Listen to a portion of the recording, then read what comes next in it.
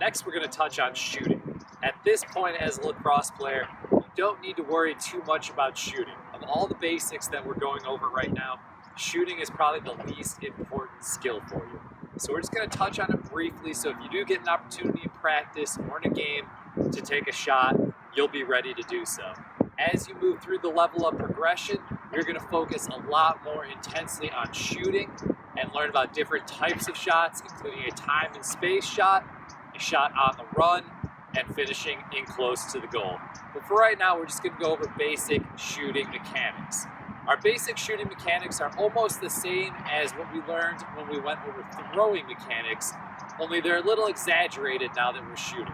If you think of a pitcher in baseball, throwing a baseball normally and pitching a baseball isn't that much different mechanically.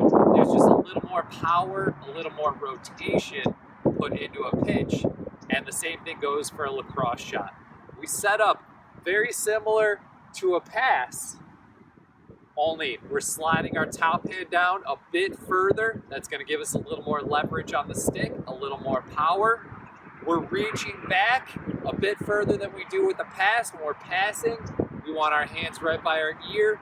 When we're shooting, you want to reach back a bit further so your chin is almost resting on your shoulder. By bringing that stick farther back, the ball has a further path to travel as we release, and that's going to create more power. The further you get that ball away from your body, the faster the ball is going to go when you release it. If the ball is in close like this, that is going to be a much slower shot than this. So we reach back. Next, we take a little larger step with our opposite foot. If we're throwing a pass, we take a little bit of a smaller step. If we're shooting, we're going to stretch that step out a little bit further. Again, just like a pitcher in baseball, a nice stride towards our target. The last thing that's going to differ a little bit from our passing motion is we're going to get more of our shoulders, more of our core, and more of our hips involved. On a pass, we are rotating our shoulders and we're using a little bit of our core, but not nearly as much on a pass as we do on a shot.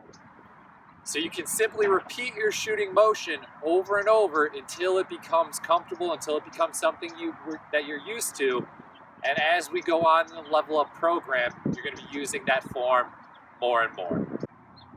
So to put it all together and show you one more time, when we are shooting, opposite foot forward, just like a pass, elbows out away from our body, reaching back a little further than you normally would with a pass. Pass is right here, shot is a little further back, big step with your opposite foot.